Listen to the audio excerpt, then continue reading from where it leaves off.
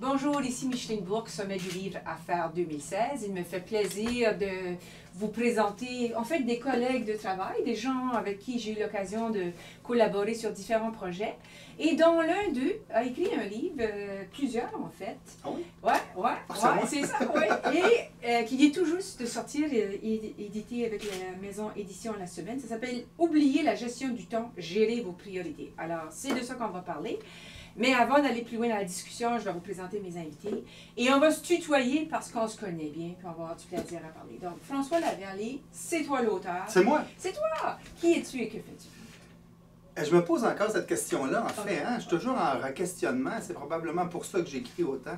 Alors, moi, je suis biologiste moléculaire de formation. Okay. Et il y a quelques années, j'ai subi une mutation profonde et je suis devenu biologiste organisationnel. Okay. Donc, j'étudie la vie dans les organisations. Il y en a rien qu'un comme ça. Je pense que moi, je pense que si on fait une search là, sur Google, une petite recherche, biologiste organisationnel, c'est moi. C'est François Laverlier. C'est moi. On est honoré de t'avoir avec nous. Moi aussi. Et Mathieu Laferrière, que j'apprécie beaucoup, que j'ai choisi parce que, Mathieu, toi, tu as beaucoup aidé François dans la rédaction de son ouvrage. Un peu. C'est une thématique qui nous touche. Okay. Alors, dites-nous, dis-moi, qui es-tu et que fais-tu? Donc, Mathieu Laferrière, je suis spécialiste LinkedIn, conseiller stratégique, et voilà. OK.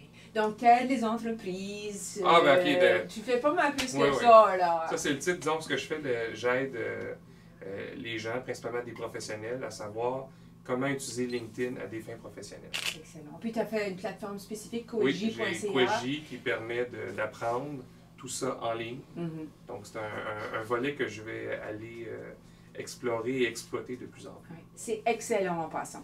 Alors, sans plus tarder, Mathieu, je t'ai demandé de te préparer. Je sais que tu connais très bien l'ouvrage. Moi aussi, je l'ai lu, bien sûr.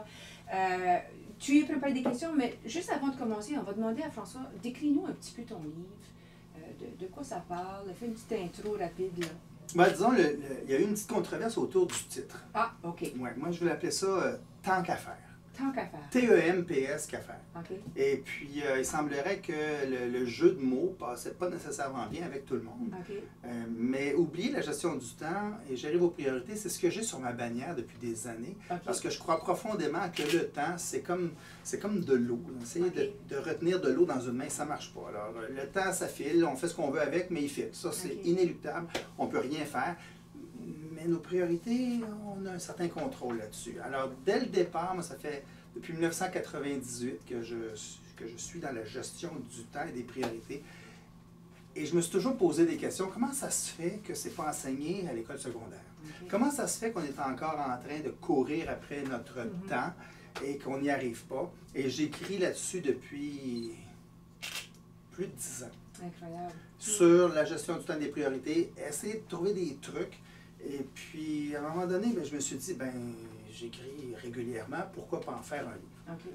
Il y a comme une espèce d'aura de sagesse autour d'un livre. Oui, c'est sûr. J'ai beaucoup besoin de cette aura de sagesse-là. Excellent. Non, mais c'est bien. Dans ces sujets aussi qu'on sait qui est important, je parlais récemment justement avec une madame qui est gestionnaire d'une entreprise de formation. Et elle me disait que la formation numéro 1, c'est ça, la gestion du temps. Donc, ça fait longtemps qu'on en parle, ça fait longtemps que c'est un sujet. Maintenant, toi, tu amènes un angle différent. Donc, on va aller vers Mathieu maintenant pour commencer les questions. Alors, passe-le un petit peu au test, là, Mathieu. Hein? J'ai fait mes devoirs. J'ai déjà rayé 3 questions. Mais je vais poursuivre avec ça, justement. Pourquoi un autre livre sur la gestion du temps et des priorités en 2016? Oui, c'est une bonne question. Je serais très prétentieux de dire que j'invente un nouveau concept de gestion de temps et de priorité. D'ailleurs, ça ici, c'est une partie de ma bibliothèque sur la gestion du temps et des priorités. À chaque année, j'en lis 1 ou 2. Puis je prends un cours en ligne ou un cours audio sur la gestion des priorités. Puis, ultimement, il n'y a rien de nouveau sur le soleil. Les techniques, les trucs qu'on peut apprendre, ils vont changer un petit peu avec les technologies. Mais au-delà de la technologie, la réflexion qu'il y a en arrière, elle ne change pas vraiment. En fait, je ne sais pas si je l'ai pas loin ici, j'en avais un livre qui a été écrit par Sénèque. C'est probablement le premier qui a été écrit sur la gestion du temps et des priorités, en 60 après Jésus-Christ. Petit philosophe. Je n'ai pas une version originale, là. Mais il reste que c'est un sujet qui peut paraître éculé, qui peut paraître surutilisé. Mais en même temps, c'est le cours le plus en demande à peu près partout. Les gens en demandent et on redemande. Oui, et je ne sais pas si vous avez senti ça, mais on dirait que le temps se contracte depuis quelques années. Oui. Alors, il y a un grand besoin de prendre l'unité de temps et se dire, je la vénère, cette unité de temps-là. Et puis, encore un besoin d'expliquer pourquoi c'est important. Puis c'est pour ça que moi, j'écris à peu près à chaque mois un texte là-dessus. D'abord, je l'avoue, là, c'est pour moi que j'écris. Okay. Je suis foncièrement désorganisé. Je suis foncièrement en train de changer d'air, d'intérêt en continu. Les gens qui travaillent avec moi ou qui me voient aller, ils se demandent comment je fais pour focaliser. Puis je ne focalise pas beaucoup. Donc, moi, quand j'écris, ça me... Ça te mène sur le droit chemin.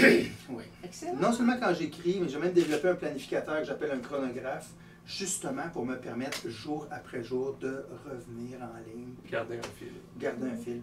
Okay. Autrement, le fil, il part. Puis, Excellent. mais je pense que ça, c'est d'actualité. Je ne suis pas le seul qui perd le fil. Non, je pense qu'il y en a plusieurs. Multitasking et compagnie, là. Mais surtout avec l'arrivée des nouvelles technologies qui nous envahissent de plus en plus, qui nécessitent beaucoup d'apprentissage, comment les pitons fonctionnent et tout ça, comment bien les utiliser.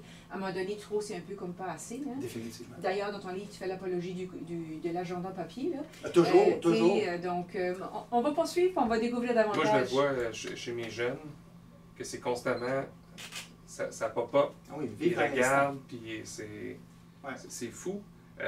Parlons du style un peu, parce que le style, c'est une lecture, en tout cas, moi, je trouve, qui est rafraîchissante. Mm. Donc, il y a eu plusieurs livres. Je me souviens de Covey, quand j'ai lu ça la première fois. Tu l'as, cette habitude. Ah oui, certainement. Oui. Ici. Donc, ce livre-là, je me souviens de l'avoir lu, puis c'était comme, oh mon Dieu, c'est ardu comme lecture. Ouais. Puis il y en a d'autres qui c'était plus simple. Puis le livre que tu offres a cette fraîcheur-là, autant dans le style. Donc, est-ce que tu t'es lâché lousse dans ça? Comment que... OK, là, je vais vous donner un secret. Comment j'écris? Moi, j'écris en général le lundi matin. Quand c'est le temps de publier mon blog, la plupart de ces articles-là proviennent du blog. En fait, ils proviennent tous du blog, finalement. Qu'est-ce que je dis? Ils proviennent tous du blog. Puis moi, c'est le lundi matin, je m'installe avec un bon café. Je réfléchis à un thème et je me lance. En général, un article, ça prend 45 minutes. Il est écrit. Je me relis pas. Je fais relire. Mais le jus, l'essence, là, ça lance comme ça. Alors, c'est souvent basé sur une anecdote. Souvent, mes débuts de chapitre, c'est une anecdote. Ah, il m'est arrivé telle affaire, telle affaire, telle affaire. Que ce soit quand j'oublie mon fils sur le balcon, que ce soit en tout cas quelque chose que j'ai vu à la télévision. Et ça me fait réfléchir. Donc, je le lance comme je réfléchis. C'est très, très rapide. C'est un flux constant. J'écris sans arrêt. Quand je me relis, j'essaye de voir où sont les fautes d'orthographe. Ça, c'est pas compliqué. J'en fais partout. J'écris trop vite. Mais ça sort vraiment, là, c'est comme un distillat de connaissances, mais en même temps, ça, je suis prétentieux quand je dis ça, mais je pense que j'écris comme je parle. J'écris vite, je mange mes mots un petit peu, fait que des fois, il manque des syllabes, mais aussi, les gens le lisent puis ils confirment ce que je viens de dire. On a l'impression de t'entendre oui. C'est ça. le dire. Mais je pense que ton livre est très proche de ta personnalité. Oui, Donc, il est bleu. il est bleu, oui, mais c'est-à-dire qu'on retrouve ton sens d'humour, Oui, ton appréciation quand même de l'écriture, parce que tu aimes jouer avec les mots. j'essaye. Donc, on voit François, on écoute François, on lit François, on découvre François, les éléments, en fait, caractéristiques de ta personnalité, c'est-à-dire qui aime la vie, qui aime rire, qui aime faire rire, qui aime aller un petit côté flyé, mais Petit, oui. qui est tout à fait abordable. On n'est pas dans du chinois, au contraire. Non, Donc, je ne suis pas trop vulgaire quand non, même. non, pas Non, du tout, non. pas du tout. Non, dans le sens que il y a une petite touche de François dans le livre. Les gens qui te connaissent vont te reconnaître tout de suite. Ben, les gens qui me connaissent me disent que, un peu comme tu disais, puis je l'entends souvent ça, je le lis, puis j'ai l'impression que tu parles à côté. Ouais. Puis les gens me disent, j'ai l'impression que tu me parles. Ben oui. C'est bon. Je peux poursuivre avec une autre Oui, c'est question? bon, c'est bon, c'est bon. Oui, Oui, il y avait comme une pause très non, mais c'est bon. On a décrit plusieurs choses. Là, donc, tu as débuté il y a un certain temps, tu as écrit des articles de blog. Le processus, tu l'as décrit dans le livre, donc 2007, etc. Ma question, c'est est-ce que tu as vu des changements? ça fait à peu près 10 ans, supposons, là, depuis 2007. Ouais. Est-ce que tu as vu des changements de ce que les gens ont besoin ou de ce que toi-même tu as besoin? Est-ce que les fondements, ça reste la même chose? Est-ce qu'ils sont encore plus nécessaires qu'avant? Comment tu vois ça, l'évolution, là? En fait, en relisant tous les textes depuis le début, parce que ça, c'est une réédition de 3 volumes que j'ai auto-publiés, que j'appelais Tant qu'à lire, un MPS qu'à lire. Et à la demande de mon éditrice, Mme Tonneau, elle m'a dit « Essaie de l'actualiser ». Et là, je me suis rendu compte que j'avais des mots qui étaient presque du blasphème. Il y a entre autres le mot « Blackberry » qui était dans certains textes que j'ai complètement enlevé, ça n'existe plus, ça. Mais au-delà de ça, on est... Pas désolé à ceux qui sont... Il est dedans, il est dedans, oui, il est dedans. Ouais, je pense mais il était partout. Mais là, Paul n'est plus là. Paul n'est plus là. C'est Non, déjà c'est ça. bravo. Mais la technologie a beaucoup changé depuis 10 ans, en fait, a pris beaucoup de place. Et là, il y a eu une espèce de mythe. Les gens pensent que la technologie va remplacer la réflexion. Oui, c'est ça. Ouais. Et il n'y a rien qui remplace la réflexion. Alors ça, c'est quelque chose qui a changé. La technologie est maintenant partout. Les gens sont sur leurs appareils cellulaires, leurs smartphones, leurs tablettes, you name it, you've got it. Mais ils ne sont pas plus efficaces. Il y a de plus en plus de façons de perdre du temps. Juste les jeux sur Internet, là, je pense à une personne que j'aime beaucoup qui est rendue à 34 000 sur son jeu. Mais, c'est pas moi. Non, mais... J'ai 42. mais ça a changé. Les gens sont plus dépendants de leur machine que jamais auparavant. Ce qui n'a pas changé, c'est le besoin d'avoir du temps. Le besoin d'avoir un temps précieux. Ça n'a pas changé du tout. Mais si on lit les vieux écrits de Sénèque ou de... comment ça s'appelle dans Gladiateur, là? Dans Gladiateur. Voyons, c'est quoi le nom de l'empereur? César? Non, c'est le César, mais c'est son nom. Néron? Non, pas Néron, il était plutôt carré. Ah, ok. Enfin, bref, on va y aller. Marc Aurèle. OK. Marc Aurèle. Lui aussi a écrit sur le temps. Donc, ça remonte à des milliers d'années. La préoccupation de faire les bonnes choses dans le bon moment. Et ça n'a pas changé du tout. Le gros défi aujourd'hui, c'est de dire aux gens, il faut prendre le temps d'arrêter. Tout le monde dit, ben non, ça va de plus en plus vite. Ouais, mais moi, je dis tout le temps, ralentissez pour mieux accélérer. C'est une espèce de dichotomie, ça. Ralentir pour accélérer, parce que de toute façon, on va tellement vite qu'on n'a plus le temps de prendre de décisions, on ne sait plus qu'est-ce qui se passe. On décide trop vite, trop souvent pour rien, plutôt que de dire, attends, dans le fond, là, je m'en vais-tu à Québec ou je m'en vais à Mexico? Parce que c'est pas le même chemin. Peut-être pas le même moyen de transport. Peut-être pas le même moyen de transport. Puis si tu ne sais pas où tu t'en vas, le problème, c'est que tu risques d'arriver sans t'en rendre compte. Fait que ça n'a pas changé depuis 10 ans. Puis c'est pour ça qu'en réalisant le texte, en l'actualisant, en modernisant certaines structures de phrases aussi, puis certains sujets, je me rends compte qu'il est encore d'actualité. Puis en fait, Covey, qu'on lisait tantôt, moi je l'ai lu 2-3 fois ce livre-là, il est écrit en 1990-91. Il est encore très d'actualité. D'ailleurs, c'est un livre qui est souvent mentionné. Je devais faire justement une entrevue avec Nicole Simard, les livres marquants. Et ça fait partie de ces livres marquants. Je pense que c'est le livre marquant pour beaucoup de gens. Oui. Un qui est moins connu, par exemple, je ne l'ai pas trop loin. Ici, les gens ne le savent pas tout à fait, mais Hiram Smith, Mes valeurs, mon temps, ma vie. Ce monsieur-là, c'est écrit concepteur de l'agenda Franklin. Ah oui, OK. Ouais. La compagnie de M. Covey, qui s'appelle Franklin Covey, ben c'est lui, le Franklin. C'est lui, le M. Smith. Ah, tu vois. Fait que celui-là m'a vraiment comme allumé le 18 février 1998. OK. C'est une date qui est marquée dans mon esprit. C'est mon premier cours de gestion de temps et de priorité. C'est là le déclic. C'est là le déclic.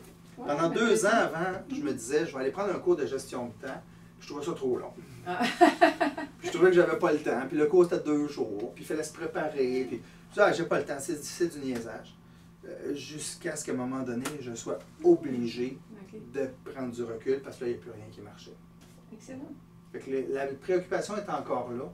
Puis ce que je me rends compte en parlant avec beaucoup de gens, quand je donne les cours complets ou quand je dédicace un livre, les gens me disent « j'ai tellement pas de temps, j'ai besoin de ça, j'ai besoin d'avoir de l'aide. » D'où la pause pour mieux repartir après. C'est bon. Il y a un endroit dans le livre que tu mentionnes, les buts et objectifs de la vie personnelle sont tout aussi importants que ceux de la vie professionnelle, sinon plus. Tu peux-tu développer un peu là-dessus? Non. Ben moi, je suis d'accord. Oui, en fait, c'est drôle parce que on discutait tantôt en préparation à cette activité-là, puis tu me faisais référence à une entrevue que j'avais, à laquelle j'allais dire que j'avais subi. Ma première entrevue officielle, quand j'ai fini ma maîtrise, et puis je vais être représentant pharmaceutique. Et puis la dame devant moi, elle me dit, selon toi, c'est quoi le succès? Quand est-ce que tu vas penser avoir du succès? Drôle de question quand tu as 25 ans. Là, je dis, ben, j'aimerais ça avoir une famille, une maison payée, pas de dette, puis être heureux avec ma blonde, tu sais. Puis là, j'étais mal à l'aise de dire ça parce que je l'ai regardé, je dis, mais en même temps, c'est banal, tout le monde doit dire ça. Elle dit, ah non, non, non, non, non, elle dit, t'es un des seuls qui me dit ça. Les autres, ils me disent, ben, en fait, le dernier avant, lui, la définition de succès, c'est une Mercedes puis une maîtresse. Les deux M, M&M. Mais ça fait très, tu sais, Mercedes, c'est le succès professionnel. La maîtresse, je ne suis pas sûr que c'est du succès personnel, là, mais moi, je ne regardais pas ça du tout. Moi, je pense qu'au contraire, on est un. On a deux hémisphères là, dans le cerveau, mais il n'y a qu'un cerveau. Et puis, on ne peut pas vraiment se dissocier entre ce qui se passe au bureau et ce qui se passe à la maison. Ouais. D'où l'importance d'être équilibré un peu. Absolument. Puis je trouve que c'est intéressant, je me permets, Mathieu, c'est que ce point-là, c'est vraiment important parce que quand on choisit un livre, des fois on se dit c'est pour une tel ou tel segment, telle ou telle catégorie de gens. Mais en fait, ton livre, il s'adresse vraiment à un public très large. Oui, ce n'est pas qu'il y a les deux. C'est ça, parce qu'il amalgame les deux, puis il s'adresse aux deux. Puis encore une fois, sur un ton très, comment je dirais, humain, très amical, friendly. Ouais. C'est ça, excuse-moi, très amical. Donc, regarde, je vous parle. Là. Écoutez, moi, j'ai des bons conseils pour vous. Puis ça, que ce soit une mère à la maison ou quelqu'un qui travaille dans une multinationale, va se retrouver dans cette lecture-là. Donc, je fais ma petite parenthèse. Oui, puis il y a des articles qui sont plus techniques. Oui, c'est ça, mais... La gestion du courriel, par exemple, si vous recevez 3 courriels par jour, c'est facile à gérer. Oui. Mais ceux qui en reçoivent 400 par jour, eux autres sont contents de voir qu'il y a une méthode. Qui n'est pas la mienne, d'ailleurs. Hein? Je ne prends pas le crédit des méthodes. Si je trouve quelque chose d'intéressant, je vais dire ça vient de tel livre, ça vient de tel livre. Mais on peut l'adapter. Absolument. Parce que souvent, le problème, c'est trop de recettes. Les gens pensent qu'il faut respecter ça, la lettre. C'est pas vrai. Non. Le mot recette, d'ailleurs, avez-vous des livres de recettes? Tu as des livres de recettes? T'es suis-tu vraiment à la lettre? La première fois, oui. Oui, c'est ça. Moi, oui, puis quasiment tout le temps. Ma conjointe, jamais. Okay. Bon. Elle regarde le plat, puis à part, elle a les ingrédients, puis elle fait sa recette. Et c'est bon, il y a les deux types de personnes. Des fois, tu donnes une recette, ça marche à la lettre. Moi, je suis le genre, voici la recette, celle que je pense qui marche. En l'écrivant, je la modifie. Oui, c'est ça. Si convient, parce que tout n'est pas requis, tout n'est pas nécessaire. Donc ça, c'est bon pour les gens plus professionnels, des recettes à suivre. Pour monsieur, madame, tout le monde, ben, la semaine dernière, d'ailleurs, j'ai une cliente qui me disait que sa collègue, elle, utilisait mes livres pour son enfant autiste. Ah oui, ça l'aidait à le structurer. Imagine. Puis parce que c'est probablement très relâché comme lecture, oui. Il peut le lire, se retrouver là-dedans et appliquer quelques éléments importants. À prendre en note, là. C'est bon pour toutes sortes de gens, y compris même dans le cas-là des autistes. Donc, bravo à toi pour ça. Je vais sauter sur un mot que tu as mentionné tout à l'heure, les fameux courriels. Oui. Si tu en reçois 2 ou 3, je ne sais pas sur quelle planète il vit. Mais il y a des études qui ont montré que, en tout cas pour les professionnels, on peut passer jusqu'à 2 heures par jour uniquement dans les courriels. Donc, est-ce que tu crois à la fameuse mort annoncée des courriels ou est-ce que secrètement tu la souhaites? Je pense qu'on ne peut pas revenir en arrière. Je pense qu'on a développé depuis l'ère de l'informatique, 1995 à peu près, les premiers World Wide Web, les premières web pages. On a développé des outils technologiques qui nous permettent d'aller beaucoup plus loin dans nos communications. Bon, pendant longtemps, ça a été le courriel. Ensuite, il y a eu les textos, le SMS. Il y en a encore beaucoup de ça, beaucoup. En fait, c'est revenu même. C'est revenu très, très fort. On a maintenant des tweets qui sont des genres de textos aussi. Absolument. On a les communications, là, Messenger sur Facebook, par exemple, qui est un autre mode de communication. Qui est en croissance. Alors, que ce soit un courriel ou l'autre, arrêtons de mettre des noms là-dessus. C'est la communication qui a changé. On communique plus qu'avant. Il y en a qui disent que c'est plus superficiel. Je ne suis pas certain. Entre zéro communication et une communication superficielle, j'aime mieux la communication superficielle. Puis à un moment donné, il y a quelque chose qui se développe. Puis on l'a vu dans Twitter. Tu as vu Twitter évoluer. À un moment donné, c'était vraiment rien, Twitter. C'était les ingrédients de soupe du matin. C'est comme, mange de la soupe aux choux. Mange de la soupe aux choux. Laisse faire ta soupe aux choux. Moi, je regarde mes tweets, là, présentement. C'est la plupart, la grande majorité, c'est des choses vraiment brillantes. En une phrase, puis un hyperlien.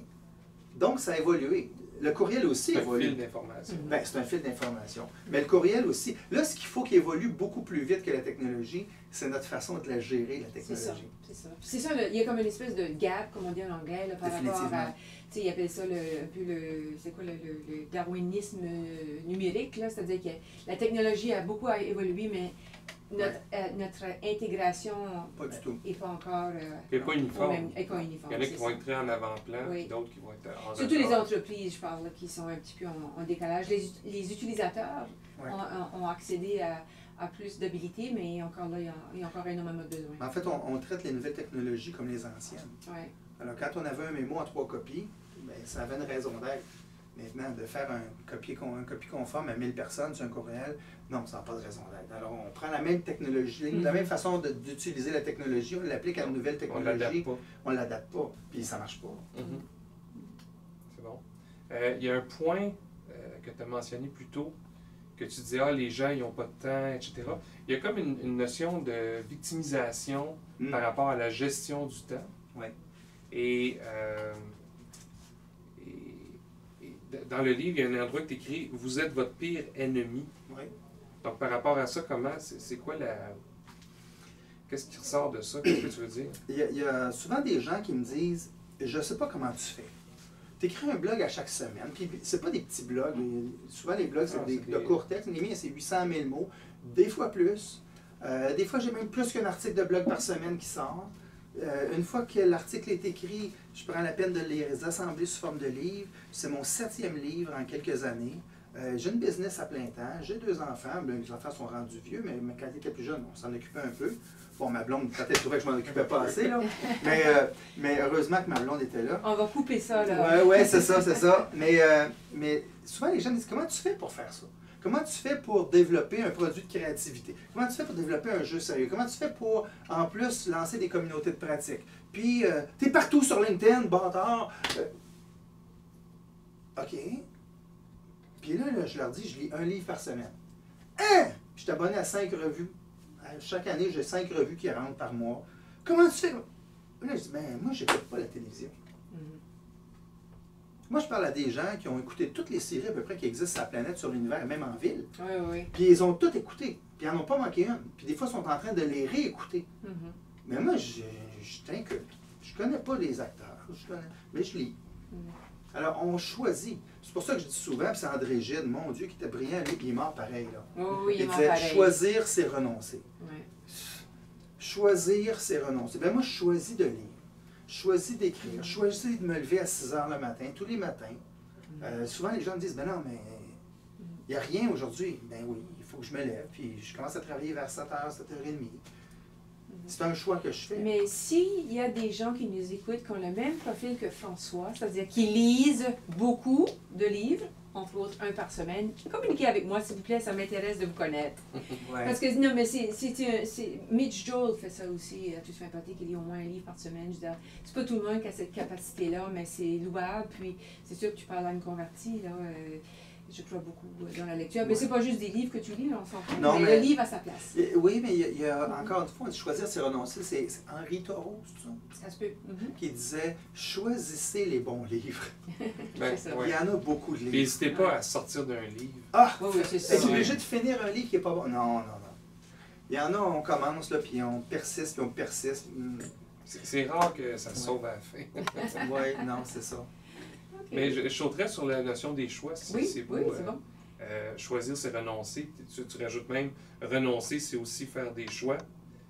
Est-ce qu'il faut de nos jours devenir des experts dans cette action de choisir, alors que tout est comme en explosion partout? On vit en surabondance. On a une surabondance d'informations, on a une surabondance de divertissement. Je parlais des séries télévisées, c'est peut-être un bon exemple. Il y en a combien de séries télévisées? À l'infini. Moi, souvent, je commence une série, 24 épisodes, puis je trouve ça super bon la première saison, mais la 8e saison, j'ai-tu vraiment besoin de continuer? Et donc, ça devient important à un moment donné de changer notre façon de faire, nos paradigmes, de dire « Ah non, il faut finir ce qu'on commence ». Non, non, il y a trop de choses aujourd'hui. Alors, on peut faire du pick and choose, être très, très sélectif, puis aussi développer un réseau de connaissances. Ça, c'est Harold Sharkey qui le disait. Développer un réseau de personnes fiables qui, eux, lisent au total beaucoup plus que moi et de me faire conseiller. Ah, tu devrais lire celui-là, ça vaut la peine. Récemment, il y a quelqu'un qui me faisait un résumé d'un livre. J'ai trouvé ça super génial. Tu devrais le lire. Non, lui, j'ai pas besoin. J'ai compris. Il se résume en une phrase. Tu me l'as résumé, puis c'est parfait. J'ai pas besoin. J'ai pas besoin de cette expérience-là. Il faut être de plus en plus sélectif parce que je ne sais pas si tu connais Apple Music. Oui. Apple Music, tu as 30 millions de tunes soudainement au bout de ton doigt. Je n'ai pas le temps d'écouter 3 fois une tune mauvaise. Juste au cas où je l'aimerais après la 4e fois. Non. Mais c'est pareil avec tout le monde aujourd'hui. Il y a des gens qui vont à des rencontres de réseautage à presque chaque jour. Qu'est-ce qui retire? C'est toujours les 5 mêmes personnes que tu vois. Appelle-les, va souper avec une fois par semaine. Tu vas sauver du temps. Donc, choisir, mais il y a aussi l'action qui vient avec. Mais choisir et renoncer, c'est 2 verbes d'action. Oui. C'est pas du passif. Non, t'as raison. Pour revenir au livre, le titre, oublier la gestion du temps, gérer les priorités. Pour beaucoup, gérer le temps, ça l'amène du stress et de l'anxiété. Gérer des priorités, qu'est-ce que ça l'amène? Qu'est-ce que ça apporte? La sérénité. On passe du coq à l'âne complètement. Ça n'a aucun rapport. Gérer le temps, c'est sans espoir. Gérer le temps, c'est dire je suis sur une grosse voie passante avec un bouchon de circulation incroyable, je vais être là 2 heures. Tu peux pas. Tu es là 2 heures, tu gères rien. Tu peux préparer, par exemple, qu'est-ce que je fais au cas où? Tu peux t'apporter des bons CD, avoir des podcasts à écouter, des formations à écouter, mais tu ne peux pas le gérer.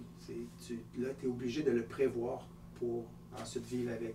Mais les priorités, c'est de dire pour moi, c'est important la musique. Fait que si je sais que je vais en auto, je vais avoir de la musique avec moi. Je travaille, d'ailleurs, c'est toi qui m'as introduit la technique Pomodoro. Je me suis acheté un petit timer, je travaille 25 minutes pas mal intense. Puis là, ça sonne. Je prends 5 minutes, mais j'ai 2 guitares dans le bureau. En fait, j'en ai 3. Et je me lève puis je joue de la guitare pendant 5 minutes. C'est une priorité pour moi. Oui, elle est en arrière de la bannière. Mais pour moi, c'est une priorité, ça. Puis, faire un peu de sport, par exemple, c'est une priorité. J'ai cancellé récemment, on me disait on a une téléconférence demain, telle heure, tel poste. Je peux pas, je suis occupé. J'ai pas dit ce que je faisais en passant. Non. Je vais aller faire du tai chi. Ça, là, c'est mieux que de sucer de la camomille. L'avantage, c'est que quand tu suces de la camomille, tu as une corde qui dépasse, mais le tai chi, ça paraît pas. mais... Ça annonce la fin de l'entrevue, je pense. Ouais. Mais ce que ça m'apporte aussi à dire par rapport à ton livre, c'est que, encore une fois, ton livre s'adresse à un public très large parce que dans cette gestion des priorités, il y a la gestion de l'humain, de sa vie. Donc, c'est comme tu disais tout à l'heure, on est un. On n'est pas je travaille et je suis un. Et on retrouve un peu de ce... C'est pas du développement personnel, mais il y a des petits passages qui viennent nous chercher sur le fond de la chose, c'est-à-dire, si tu es heureux, là, organise-toi pour l'être. Et en utilisant certains de tes outils, de ces suggestions, pour bien gérer, non pas son temps, mais ses priorités, mais à ce moment-là, on va avoir une meilleure chance d'atteindre le bonheur. Oui, puis c'est pour ça que quand je donne mon cours de gestion de priorité, je vais comme à 3 niveaux. J'appelle ça la vision à ras de terre, qui est la gestion du quotidien, les courriels, les petites cochonneries qui nous écœurent, dans le fond. Ensuite, c'est la gestion à haute altitude, où là, on parle de gestion de projet, tout ça. Puis ce que j'appelle la vision galactique, tu me posais la question l'autre fois sur la vision galactique. La vision galactique, c'est d'avoir une vue d'ensemble. Mais vraiment de voir très, très large. Mais quand tu vois très, très large, tu ne vois pas le détail. Mais le très, très large, c'est les valeurs profondes qui orientent tous nos choix. Fait que les valeurs, c'est les priorités. Et la plupart des gens en ont des valeurs très profondes, tellement profondes qu'ils ne les ont pas identifiées. Mais des valeurs, là, tu ne décides pas d'une valeur, tu découvres tes valeurs face aux choix que tu as à faire. Mais des choix importants, tu les fais, tu n'y penses pas, puis là tu dis regardons, je ne pensais pas que c'était si important que ça pour moi, mais j'ai fait ça, je me sens bien avec ça. Ou à l'inverse, j'ai pas pris la bonne décision.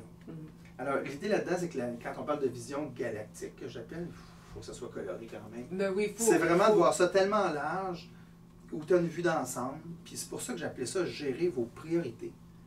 Parce qu'avec ça vient la sérénité. Puis des fois, on a besoin d'outils. Moi, j'utilise mon chronographe, mon planificateur pour me forcer à toujours revenir sur les bonnes choses, dans le détail. Parce que, ultimement, même si tu as des bonnes valeurs, si tu n'accomplis pas ce que tu as à accomplir chaque jour, ben, tu ne réalises pas tes valeurs. Ouais. Tu sais, c'est Henry Ford qui disait, il n'y a pas un projet qui est trop gros si tu le prends morceau par morceau. Ou un éléphant, ça se mange une bouchée à la fois.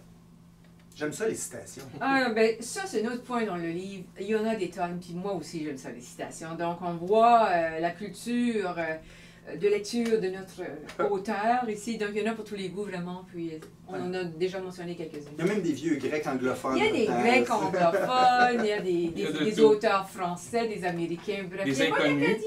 Il faudrait trouver quelques Acadiens, là, mais on travaille le dossier. Oui, À l'inconnu, à l'inconnu. puis anonyme, Anne, puis il y a plein Anonyme, de... ouais. Ah, oui, il y a celle-là aussi, oui. Peut-être juste terminer avec un conseil de quelqu'un qui dit aujourd'hui, là, je veux vraiment gérer mes priorités, par où il part. Est-ce que c'est la même chose pour tout le monde?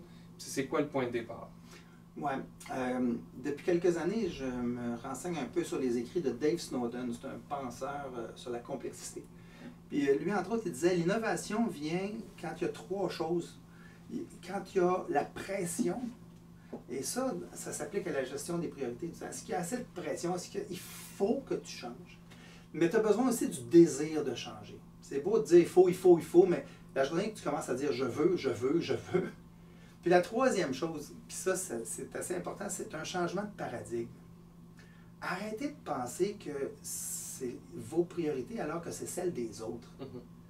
La boîte de courriel, entre autres, c'est le plus bel exemple, c'est les priorités des autres. Le téléphone, c'est les priorités des autres. C'est rendu qu'on bave comme le chien de Pavlov quand le téléphone sonne. Laisse-les sonner. Je veux dire, si t'étais pas là, il sonnerait pareil, tu sais. C'est comme un arbre qui tombe dans le bois, il fait-tu du bruit? Ouais. Même si t'es pas là. Il y en a qui disent que non. Mais moi, je pense que le téléphone, il va sonner pareil. Puis, on n'est pas obligé de toujours dire oui. En fait, c'est le mot le plus important dans la gestion de priorité. Non. Puis, comme disait Stephen Covey, on peut dire non et sourire quand on a un plus grand oui à l'intérieur. Oh. Et ça, c'est la citation que j'avais identifiée. C'est vrai, hein? Je ne te l'avais pas dit, mais il fallait en identifier une. Ah oui, c'est vrai. celle que hein? j'ai sortie. C'est C'est vrai, celle qui me ça? parlait le plus. Ah, c'est incroyable. Okay. Dans le fond, c'est d'identifier les grands oui de notre vie. Ouais. Je pense qu'on a fait quand même une bonne entrevue, Oui. Mathieu. C'était vraiment Moi, j'ai de très fait le bonnes tour. questions. François, y a-t-il quelque chose que tu voulais ajouter? Moi, je vais ajouter un petit mot pour la fin, là, mais... Fin. Merci beaucoup, François. Sur la lecture du livre, ce qu'on n'a pas mentionné, puis on le fait maintenant, c'est que François vous met au défi. Donc, François a toutes sortes de petits exercices pour vous. Chaque chapitre, justement, a ses petits devoirs. Donc, c'est vraiment un livre pratico-pratique aussi. C'est pas juste un livre, là. C'est vraiment pas, comme on dit par chez nous, heavy. Au contraire, c'est amical, c'est là pour nous aider. On sent que c'est un de nos chums qui nous parle. Gars, si tu fais ça comme ça, va t'aider. On peut arriver n'importe où aussi. On peut arriver où, tu peux te pas faire comme ça. rectiligne, Pas de... Puis, tu vois que c'est un livre qui se lit bien. Graphiquement aussi, c'est intéressant. Alors, la mise en garde, c'est de vous habituer à l'humour de François. Hein? Ces petites pointes humoristiques qui sont caractéristiques de sa personnalité. Mais entre vous et moi, si vous êtes comme moi, ça va vous plaire énormément. Donc, François, on te souhaite vraiment beaucoup de succès avec ton livre. On souhaite que tu reçoives plein d'opportunités avec ça et que beaucoup de gens se le procurent. Donc, je vais mettre fin à l'entrevue. Merci encore. Merci beaucoup, Mathieu. Merci, Mathieu. J'ai bien choisi la personne pour faire l'entrevue. Merci beaucoup.